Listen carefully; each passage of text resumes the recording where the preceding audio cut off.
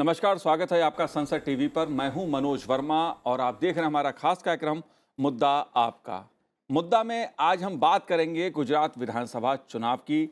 गुजरात के रण की बात करेंगे। गुजरात के राज्य में 2 चरणों में वोटिंग होगी। 1 दिसंबर और 5 दिसंबर को वोट डाले जाएंगे, जबकि नतीजे 8 दिसंबर को आएंगे। इस समय नामांकन पत्र दूसरे चरण के लिए दाखिल करने की प्रक्रिया चल रही है, तो पहले चरण के लिए नाम वापसी का काम खत्म हो चुका है। इस तरह देखा जाए तो चुनाव प्रचार भी तेजी से आगे बढ़ रहा है धीरे धीरे।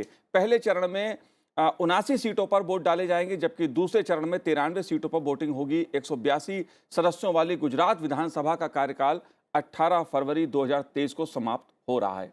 इस बार गुजरात में 4.9 करोड़ मतदाता अपने मत का इस्तेमाल करेंगे। गुजरात में 4.6 लाख वोटर पहली बार वोट डालेंगे। साल 2017 में हुए चुनाव में बीजेपी को सबसे ज्यादा 99 सीटें मिली थी, जबकि कांग्रेस पार्टी दूसरे नंबर पर रही थी। 77 सीटें कांग्रेस पार्टी को मिली थी और 1 सीट एनसीपी को, जबकि 2 सीटें बीटीपी पार्टी के खाते में गई थी और 3 सीटों पर निर्दलीय चुनकर आए थे। लेकिन इस बार का जो चुनाव है वो खासा दिलचस्प है, क्योंकि बीजेपी और कांग्रेस तो आमने सामने हैं, लेकिन आम आदमी पार्टी अपनी ताकत दिखाने की कोशिश कर रही है।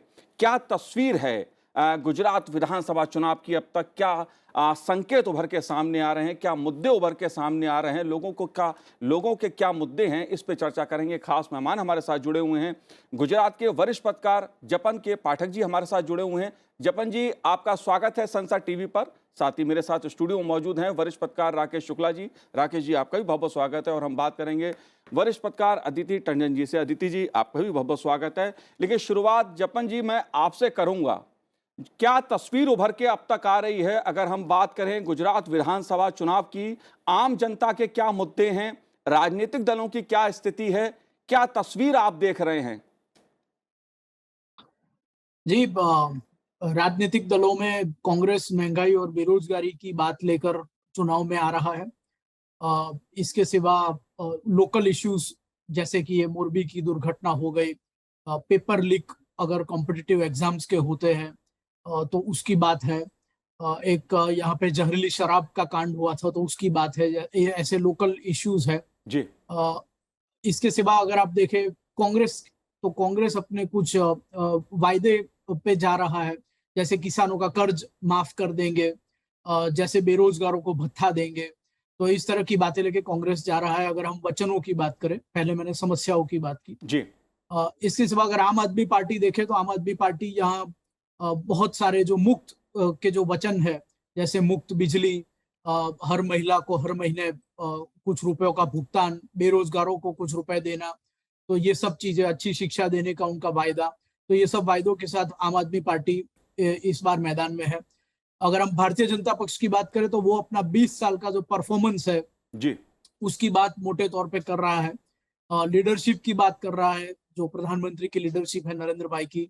20 वर्ष में जो विकास के काम बड़े तौर पे हुए, जिसमें विशेष करके पानी की समस्या का जो भाजपा ने जो निपटारा लाई है बड़े तौर पे, बिजली की स्थिति जो बेहतर की है भाजपा ने, उसकी बात है।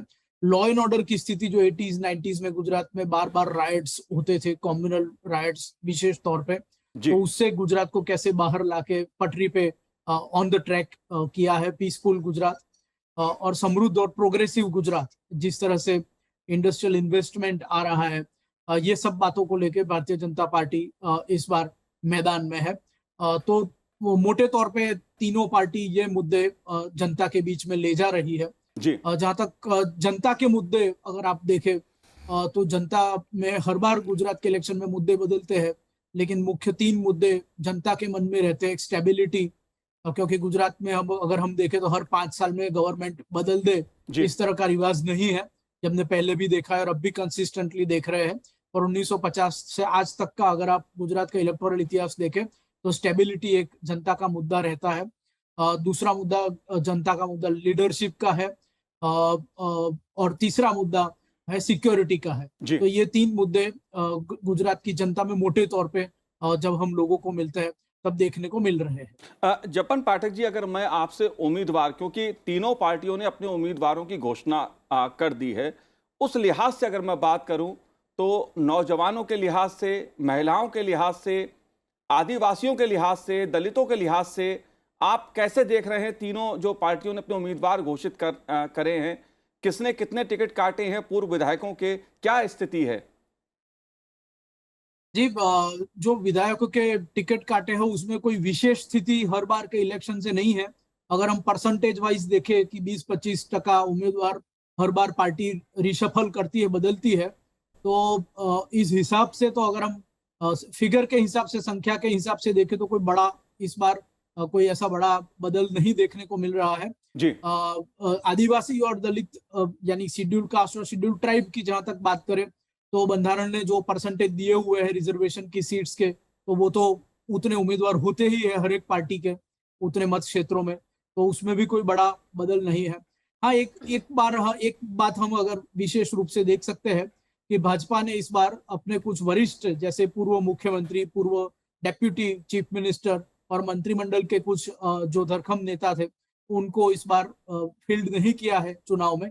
लेकिन जब बात थी, पार्लियामेंट्री बोर्ड की मीटिंग थी, तो उससे पहले ही इन नेताओं ने टीवी पे आके या लिखित बयान देके ये कहा था कि हम इस बार प्रत्याशी के रूप में खड़े होना नहीं चाहते, तो पार्टी पुनः विचार करे, कोई और लोगों को हमारी जगह पे फील्ड करे इलेक्शन में। तो उतने फेरबदल जो है वो काफी ध्यानाकर्षक इस बार के चुनाव में रहे हैं, जहां तक बड़े फेरबदल का कोई सवाल है। जी बिल्कुल। अगर बात मैं भारतीय जनता पार्टी की करूं, क्योंकि बीजेपी लंबे समय से गुजरात में सत्ता में है, तो बीजेपी से ही मैं शुरुआत करता हूं। राकेश शुक्ला जी, अगर भारतीय जनता पार्टी के नज़रिए से बात की जाए, प्रधानमंत्री नरेंद्र मोदी जी का गृह राज्य है, देश के गृह मंत्री अमित शाह जी का गृह राज्य है, लंबे समय से भारतीय जनता पार्टी गुजरात में सत्ता में है और हर बार तमाम तरह के मुद्दे कांग्रेस पार्टी और दूसरे लोग उठाते हैं, लेकिन हर बार वहां कमल खिलता है। इस बार की स्थितियां आप कैसे देखते हैं? क्योंकि आम आदमी पार्टी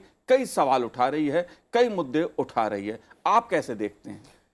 मौजूदा समय पर देखें तो भारतीय जनता पार्टी के सामने यदि कोई चुनौती है तो भारतीय जनता पार्टी खुद चुनौती है और वो उसी चुनौती के रूप में चुनाव लड़ती है। चाहे वो आप नगर निगम का चुनाव देखिए, जिला पंचायत का चुनाव देखिए, विधानसभा का चुनाव देखिए या लोकसभा चुनाव देखिए, हर चुनाव को पूरे शिद्दत के साथ भाजपा लड़ती है।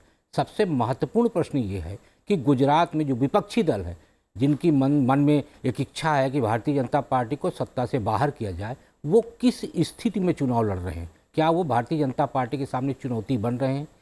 भारतीय जनता पार्टी के सामने यदि कोई चुनौती बन सकता है तो वो जनता बन सकती है। तो मुझे नहीं लगता कि गुजरात में जनता उस मन स्थिति में है कि भाजपा को सत्ता से बाहर ले जाए। इसलिए ये दोनों जो विपक्षी दल हैं, चाहे जब भी आपने चर्चा किया आम आदमी पार्टी की और कांग्रेस की, तो कांग्रेस और आम आदमी पार्टी आपस में ही गुत्थम गुत्थी कर रहे हैं, क्योंकि कांग्रेस को लग रहा है कि आम आदमी पार्टी हमारा कहीं ना कहीं स्पेस लेगी और आम आदमी पार्टी को लग रहा है कि भारतीय जनता पार्टी में सेंध लगाना कठिन है, इसलिए हम ज़्यादा से ज़्यादा वोट यदि कांग्रेस पार्टी का ले सके तो हम उसी तरह मजबूत हो सकते हैं जिस तरीके से दिल्ली और पंजाब में हुए।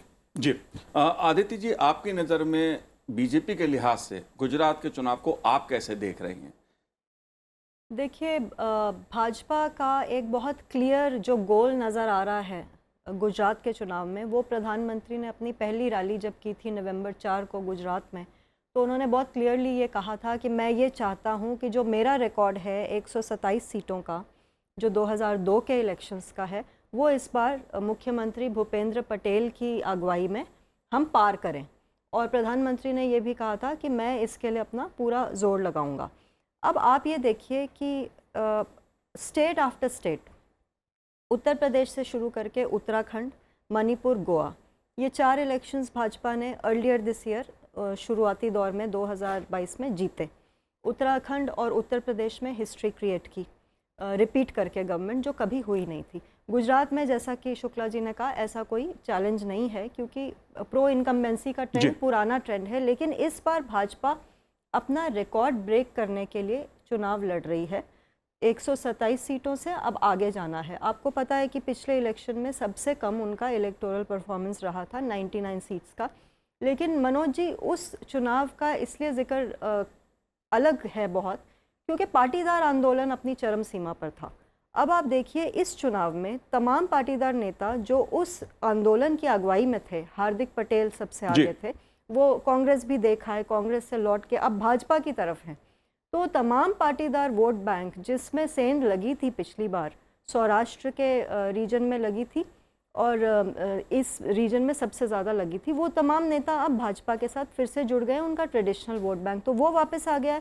प्लस ट्राइबल सीट्स जहां 2017 में भाजपा को कम सीटें मिली थी, उसमें बहुत से सेंट्रल गवर्नमेंट ने बहुत सी योजनाओं का ऐलान किया है, जनजातीय दिवस का ऐलान किया है बिरसा मुंडा जी की याद में, और बहुत सारे ऐसे प्रोग्राम्स किए हैं। तो ये सब एक स्ट्रक्चर्ड कैंपेन है कि गुजरात में आपने देखा अमित शाह जी ने भी पिछले कुछ दिनों में यही कहा कि हम अपना रिकॉर्ड ब्रेक करने जा रहे हैं। तो वो चुनाव जीतने के लिए नहीं लड़ रहे हैं, वो अपने ही रिकॉर्ड को आगे ब्रेक करने के लिए लड़ रहे हैं।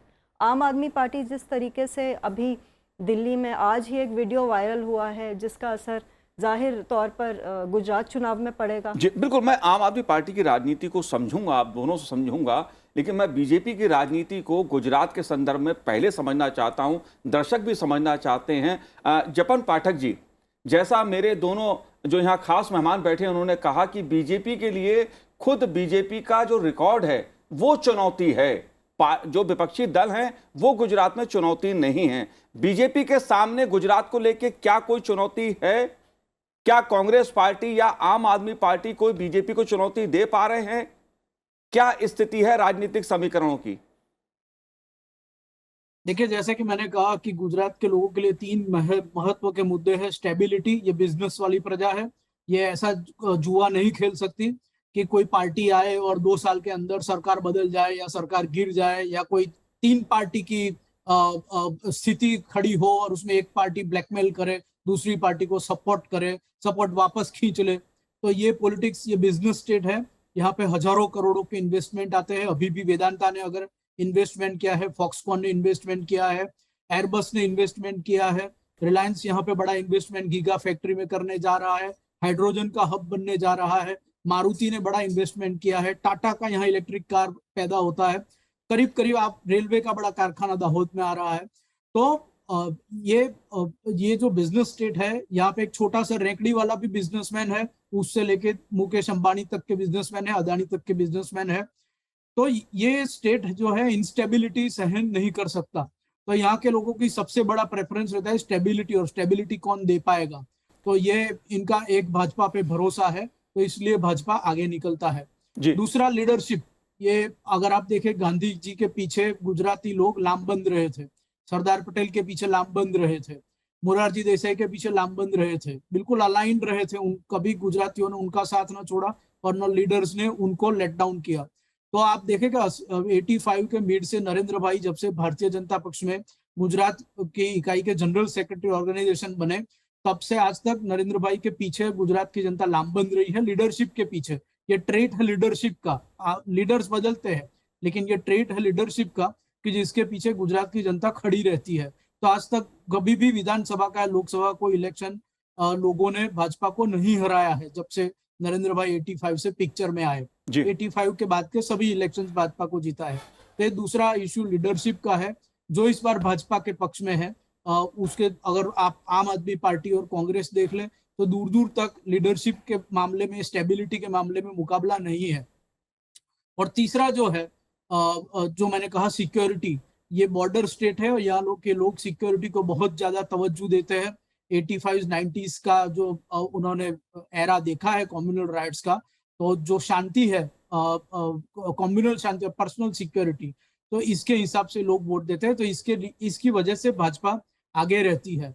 इसके सिवा अगर आप परफॉर्मेंस देखें इन तीन चीजों के सिवा, तो आप 80s-90s के गवर्नर के स्पीचेस पढ़ेंगे अगर, तो आपको मालूम पड़ेगा गुजरात की मूलभूत समस्या बिजली और पानी की थी। सौराष्ट्र और कच्छ एरिड प्रदेश है, तो जो पानी और बिजली का जो फंडामेंटल, जो बेसिक वर्क जो है, पाइपलाइन नेटवर्क से लेके पंपिंग स्टेशन, और पंपिंग स्टेशन चलाने के लिए पावर स्टेशन, पावर सरप्लस होना, ये सारा जो पूरा इंफ्रास्ट्रक्चर का जो लेइंग हुआ है पिछले 20-25 सालों में बीजेपी के शासन में, तो इससे भी बीजेपी काफी प्लस रहता है। ये 2015 का एक पाटीदार कोटा एजिटेशन का एक पीरियड था, और उसके बाद 2017 के इलेक्शन, तो ये 2 साल में लोकल इलेक्शंस और असेंबली इलेक्शंस में बीजेपी को थोड़ी फटकार लगी थी, हालांकि भाजपा जीती थी। लेकिन उसके बाद अगर हम देखें लोकल इलेक्शंस, 20 विधानसभा के बाय पोल्स, लोकसभा इलेक्शन को अगर आप विधानसभा वार देखें तो 182 में से 173 सीट्स, सारी जिला पंचायत, तालुका पंचायत, ज्यादातर नगर पालिका और महानगर पालिका में सुपड़ा साफ ऑपोजिशन का 2 साल के अंदर अंदर बीजेपी ने जो किया है, तो वो जी। जो पूरा जो 15-17 में जो गवाया था रूरल एरिया में पाटीदार और थोड़े एग्रीकल्चर एरिया में थोड़ा डिस्ट्रेस था, वो जपन सारा जी, बीजेपी ने अब वापस जी पा लिया है। जपन पाठक जी, एक मैं इशू जरूर आपसे समझना चाहूंगा, क्योंकि कांग्रेस पार्टी और आम आदमी पार्टी इसको मुद्दा बना रहे हैं, महंगाई को। यह बात ठीक है, गुजरात ने विकास किया है, नरेंद्र मोदी जी का जो नेतृत्व है वो दुनिया देख रही है। इस पहलू को आप कैसे देखते हैं, जो महंगाई का पहलू है? क्या लोग इसको कैसे देख रहे हैं? नहीं, देखिए, महंगाई अगर हम आप लोगों के बीच में जाए और लोगों को पूछे तो वो तो स्वीकार करते हैं कि महंगाई है, क्योंकि आप देखिए कि इंटरनेशनल जो एनर्जी रिसोर्सेज है, यानी कि पेट्रोल और गैस, अब सारा ट्रांसपोर्टेशन इससे होता है, कच्चे माल के तौर पे इसका बड़ा उपयोग होता है, इवन फर्टिलाइजर में होता है। तो ये पेट्रोलियम पैदाशों का जो भाव बढ़ा है, तो उसकी वजह से पूरे वर्ल्ड में महंगाई ट्रिगर हुई है। देखिए, हमारे काफी सारे लोग और ये इश्यू है, जी। लेकिन लोग ये सामने ये देखते हैं कि अगर हम कांग्रेस को चुन के लाएंगे गुजरात में या आम आदमी पार्टी को, तो क्या ये महंगाई चली जाएगी? क्योंकि ये यूक्रेन और रशिया के वॉर की स्थिति से ये पूरे विश्व में महंगाई हुई है। तो लोगों को ये लोग मानने को कतई तैयार नहीं है कि इसकी वजह से हम बीजेपी को वोट ना दे। जी। तो यहाँ पे बीजेपी के वोटर्स दो तरह के हैं, जो बीजेपी से खुश है और नाराज है। नाराज है वाले भी ये तो मानते हैं कि अब इनसे ज्यादा अटेम्प्ट या इनसे ज्यादा तो कोई नहीं कर पाएगा अगर हम चुन के लाए तो। ये एक महत्व, जी जी हाँ। और यहाँ पे क्या है, गुजरातियों के काफी सारे लोगों के अपर मिडिल क्लास और मिडिल क्लास में तो सगे संबंधी फॉरेन में रहते हैं, कोई कनाडा में रहता है, कोई यूएस में रहता है, तो ये सभी अभी तो ये कोई यूके में रहता है, तो सभी वहां की स्थिति बयान कर रहे हैं यहाँ पे फोन करके कि यहाँ पे पेट्रोल का भाव जो बढ़ा है, अगर रुपयों में कन्वर्ट करोगे तो उससे तो इंडिया में सस्ता है, या यहाँ पे जो गैस का प्राइस बढ़ा है या रोजमर्रा की चीजों का। तो ये भी एक चीज है कि लोग जानते हैं कि ये इंटरनेशनल स्थिति है, लेकिन हाँ, महंगाई मुद्दा है। बिल्कुल बिल्कुल, महंगाई दुनिया भर में मुद्दा है, अंतर्राष्ट्रीय स्तर पे एक मुद्दा है महंगाई। आदित्य जी, जो 2-3 बातें जपन पाठक जी ने कहा कि लोग सुरक्षा को देख रहे हैं, कौन सी पार्टी सुरक्षा दे सकती है, महंगाई मुद्दा है, लेकिन लोगों को यह भरोसा है कि भाई बीजेपी का राज है, मोदी जी का राज है, क्या कांग्रेस पार्टी या आम आदमी पार्टी हमें उससे बेहतर शासन दे पाएंगी? एक बहुत बड़ा सवाल लोगों के सामने ये है, आप कैसे देख रही हैं? देखिए, मैं एग्री करती हूँ जपन जी की बातों से। महंगाई जो मुद्दा है अक्सर चुनावों में मुद्दा रहता है, एक कांस्टेंट की शेप में चलता है, और क्योंकि ग्लोबल स्थिति इस वक्त ऐसी है कि आपने देखा है कि यूरोपियन कंट्रीज़ पर तो ऑलमोस्ट रिसेशन का एक माहौल बना हुआ है, और प्रधानमंत्री नरेंद्र मोदी ने इंडिया में 2-3 स्पीचेस जो रिसेंटली दी हैं उसमें ये कहा है कि भारत ने ऐसे तमाम डिसीजंस लिए हैं जिससे हम रिसेशन से बच सकें। अभी तक हम रिसेशन से बचे हुए हैं, लेकिन ये एक ग्लोबल स्थिति है जिसकी वजह से प्राइसेस पेट्रोल के, गैस के, इन सब इम्पॉर्टेंट कमोडिटीज़ के, एसेंशियल कमोडिटीज़ के बढ़ रहे हैं। वो एक मुद्दा तो आम आदमी के लिए है ही, लेकिन बड़े मुद्दे क्या हैं जो इन fundamental issues of life and livelihood को ओवरटेक कर लेते हैं? क्योंकि भाजपा का जहाँ तक आप कैंपेन पढ़ेंगे मनोज जी, आप ये देखेंगे कि वो कैंपेन को एक ऐसे स्तर पर ले जाकर खड़ा कर देते हैं कि जहाँ पर रोज़मर्रा के मुद्दे जिसको कहते हैं इररेलेवेंट नज़र आने लगते हैं। कोई भी चुनाव आप उठा के देख लीजिए, अभी हिमाचल में प्रधानमंत्री का यही पिच था कि स्टेबिलिटी बहुत इंपॉर्टेंट है किसी भी देश के विकास के लिए, कि आप जैसे मरीज़ का उन्होंने जिक्र किया था कि मरीज़ को आप एक दवा देंगे फिर दूसरी दवा देंगे, एक मेस क्रिएट हो जाएगा। हिमाचल में उनकी ये स्पीच सोलन में जो उन्होंने दी थी, इसकी बहुत चर्चा हुई थी और इस पे प्रियंका गांधी ने भी टिप्पणी की थी। तो स्टेबिलिटी बहुत इंपॉर्टेंट इशू है, जैसा कि इन्होंने कहा, गुजरात के जानकार हैं। सबसे इम्पॉर्टेंट जो इशू है वो ये भी है कि आप देखिए, थोड़ा सा हिंदुत्व जो भाजपा का एक इम्पॉर्टेंट कैंपेन पिच है, उसका भी जिसको कहते हैं वापसी हुई है गुजरात के इन चुनावों में। बिल्किस बानो के जो 11 रेपिस्ट थे उनको आपको पता है रेमिशन दी गई थी अगस्त 15 को, वो एक बहुत बड़ा राजनीतिक मुद्दा बना। आज आप देखेंगे मेधा पाटकर भारत जोड़ो यात्रा में शामिल हुई और भाजपा के नेताओं ने ये भी मुद्दा बनाया गुजरात में, जैसा कि जपन पाठक जी कह रहे थे कि वाटर क्राइसिस था और नर्मदा बचाओ आंदोलन के माध्यम से मेधा पाटकर का एक रोल रहा है वहाँ पर डैम की प्रोग्रेस को रोकने के लिए, और प्रधानमंत्री के बहुत से स्पीचेस हैं जी। लेटली जहां पर प्रधानमंत्री ने कहा है कि अर्बन नक्सल से बच के रहिए, जो प्रोग्रेस और बड़े बड़े डेवलपमेंट प्रोजेक्ट्स को रोकने के लिए काम करते हैं। उन्होंने ये स्पीच गुजरात में ही दी थी, तो सबको पता था कि इशारा किसकी तरफ है। जी। तो कांग्रेस इस पिच पर थोड़ी सी पिछड़ती हुई नजर आ रही है। ये 2-3 बातें राकेश शुक्ला जी, जपन पाठक जी ने, आदित्य जी ने कहा, बात चाहे नेतृत्व की हो, बात चाहे मुद्दों की हो, बात चाहे स्थिरता की हो, बात चाहे सुरक्षा की हो, बात चाहे विकास की हो, अगर आम आदमी पार्टी, कांग्रेस पार्टी, बीजेपी, तीनों दल अगर गुजरात की जनता के सामने हैं, जाहिर तौर पर जो बात उभर के सामने आ रही है उसमें कांग्रेस के पास लीडरशिप का अभाव दिख रहा है। आम आदमी पार्टी की जो क्रेडिबिलिटी थी उसको लेकर सवाल उठ रहे हैं, जिस तरह से दिल्ली में भ्रष्टाचार के मुद्दे सामने आ रहे हैं। आप कैसे देखते हैं इन मुद्दों को या इन समीकरणों को? जितने मुद्दों पे आपने बात की, उन सभी मुद्दों का सिर्फ एक ही उत्तर है, वो है विश्वास। देश के अंदर प्रधानमंत्री माननीय श्री नरेंद्र मोदी जी की तरफ से एक विश्वसनीय चेहरा तैयार किया गया है अपना, और मुझे लगता है देश की जनता उसी विश्वास के कारण भारतीय जनता पार्टी को वोट करती है, क्योंकि जहां सुरक्षा की बात आती है तो सुरक्षा राज्य का विषय नहीं होता, राष्ट्र का विषय होता है, और वो सीमावर्ती राज्य है। सीमावर्ती राज्य उत्तराखंड भी है। तो आप देखिए कि जम्मू कश्मीर की स्थितियां धारा 370 हटने के पहले जो माहौल तैयार किया गया था, धारा 370 हटने के बाद क्या स्थितियां हैं जम्मू कश्मीर में, परिवर्तन दिख रहा है। उत्तराखंड में भी चाइना की तरफ से पिछले कुछ समय से जिस तरीके की हरकतें की जा रही थी, तो वो देश की जनता ने देखा है कि केंद्र सरकार की तरफ से उसको कैसे रोका गया और किस तरीके से रणनीतिक तरीके से उसको सुलझाया गया। वो आप देख लीजिए उत्तराखंड में वो दिख रहा है। उत्तराखंड के अधिकांश लोग सेना में हैं। उसी तरह से गुजरात देखिए, अभी जैसे बताया उन्होंने, ये सच्चाई है कि देश दुनिया भर में भारत की जो सबसे बड़ी आबादी है वो गुजरात के लोगों की है। तो गुजरात के लोगों को ये भी पता है कि महंगाई क्या है। आप ये देश दुनिया के साथ, भारत भी कोरोना जैसे वैश्विक बीमारी से जूझा है।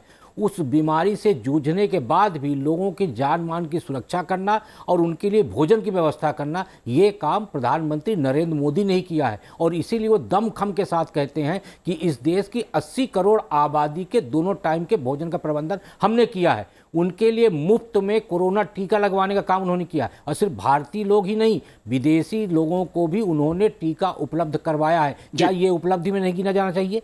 क्या ये सुरक्षा का विषय नहीं है? देखिए, सामाजिक सुरक्षा, राष्ट्रीय सुरक्षा, आर्थिक सुरक्षा, ये सुरक्षा के कई कोण हैं, और उन सभी कोणों पे केंद्र सरकार और प्रधानमंत्री नरेंद्र मोदी खरे उतरे हैं। और इसी वजह से एक विश्वास है राज्य की जनता का। और दूसरा, अभी जैसे अदिति जी ने कहा कि हिंदुत्व का विषय है, ये आपको भी पता है और सभी लोग कहते हैं कि गुजरात संघ की प्रयोगशाला है, और उस प्रयोगशाला में जी हिंदुत्व का मुद्दा कैसे खत्म हो सकता जी। है? लेकिन जपन पाठक जी, आम आदमी पार्टी, चूंकि पहली बार अरविंद केजरीवाल जो दिल्ली के मुख्यमंत्री हैं और उनकी जो टीम है वो वहां पर खासा दमखम दिखाने की कोशिश कर रही है, जमीन पे क्या स्थिति है, प्रचार की क्या स्थिति रही? क्या आपको लगता है कि वो जिस तरह से उन्होंने दिल्ली में या पंजाब में करिश्मा करके दिखाया, क्या आम गुजराती उनकी राजनीति को, उनके मुद्दों को समझ रहा है, समझ पा रहा है, या वो समझा पा रहे हैं? देखिए, 2 साल के अंदर अंदर ही पिछले ये लोकल इलेक्शंस गुजरात में हुए हैं। 3 करोड़ एलिजिबल मतदाता थे, तो ये सबसे बड़ा सैंपल सर्वे है जी और जो जानकार है वो कहते हैं कि 2 साल का हनीमून पीरियड रहता है किसी भी वोटर्स का। तो हम इसको अगर बेस माने तो 1.25 करोड़ लोगों ने भाजपा के लिए वोट दिया था, 80 लाख लोगों ने कांग्रेस के लिए वोट दिया था, और 12 लाख लोगों ने आम आदमी पार्टी को वोट दिया था लोकल इलेक्शंस में।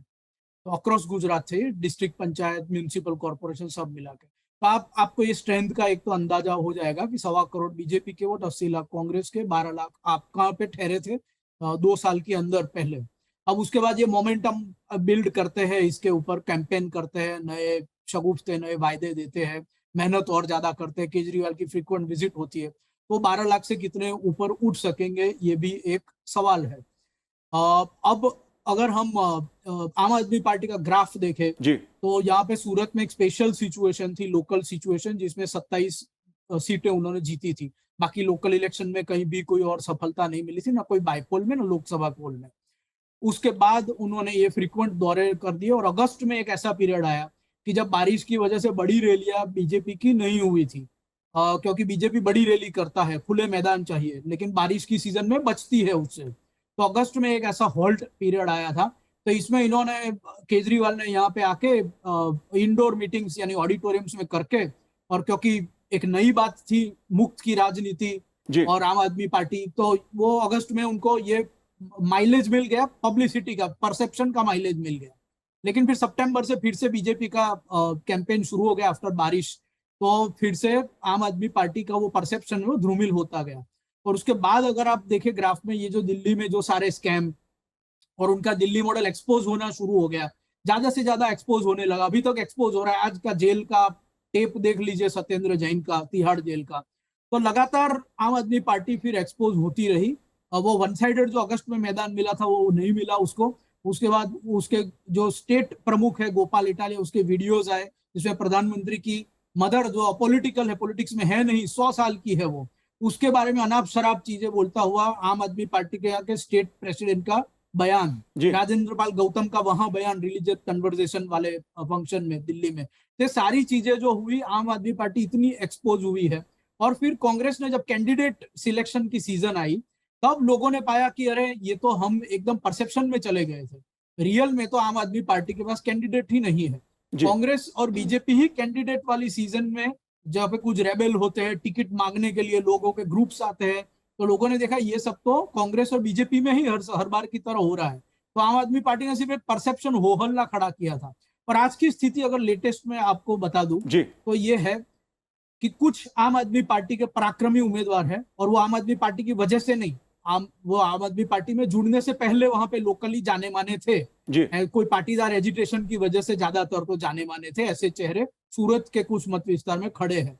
इसके सिवा आम आदमी पार्टी सिर्फ परसेंटेज में वोट लेगी पूरे गुजरात में, जैसे केरल में बीजेपी लेती है लेकिन सीट नहीं आती, ऐसे परसेंटेज में कहीं कहीं वोट लेगी, लेकिन उम्मीदवार निकल के मुश्किल से 1, 2, 3 या शायद इतने भी नहीं, जी ये आप देखेंगे 5 से भी कम हो गए, या कोई जीरो भी हो सकते हैं। जी ये आखिरकार होने जा रहा है, ये हम अभी देख पा रहे हैं। जी चलिए, क्या जनता का जनादेश आएगा वो 8 दिसंबर को पता लगेगा। फिलहाल भारतीय जनता पार्टी, कांग्रेस और आम आदमी पार्टी सहित गुजरात में इन 3 दलों के बीच मुख्य लड़ाई होती दिखाई दे रही है। साथ में कई और छोटे क्षेत्रीय दल भी हैं, निर्दलीय भी हैं जो ताल ठोक रहे हैं। आप तीनों ने इस कार्यक्रम में भाग लिया, संसद टीवी से बात की, बहुत बहुत शुक्रिया, बहुत बहुत धन्यवाद आप तीनों का। तो इस कार्यक्रम में इतना ही, मुझे दीजिए आज्ञा, नमस्कार।